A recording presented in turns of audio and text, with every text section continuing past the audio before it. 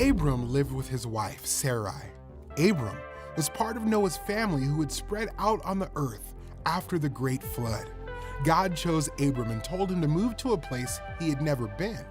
God promised Abram three things: a large family, land for his family, and blessing.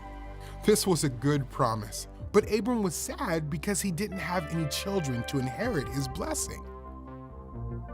Abram obeyed God. He went with his wife and nephew to the land of Canaan. God had a plan. He took Abram outside to remind him of his promise. "Look at the sky and count the stars if you can," God said. Abram couldn't count the stars. There were too many. "Your family will be that numerous," God promised. Abram believed God, and God was pleased. God said, "I will give this land to your descendants." Abram asked, "How can I be sure?"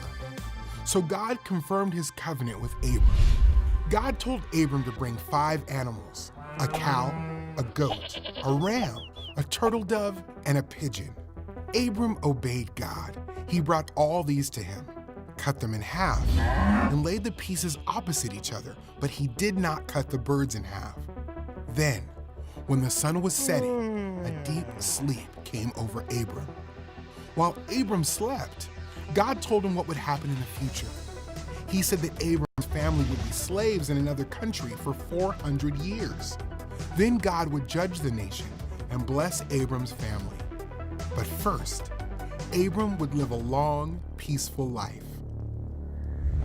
When it was dark, a smoking fire pot and a flaming torch representing God passed between the animals. This showed that God would be responsible for keeping his promise. Years passed, and Abram still did not have the promised son. God hadn't forgotten, though. He promised that Abraham would become the father of many nations. God was so serious about his promise that he changed Abram's name to Abraham, which means father of many. He changed Sarai's name to Sarah. God said, "I will bless Sarah. She will have a son, and you will name him Isaac." God promised to keep his covenant through Isaac and his future family.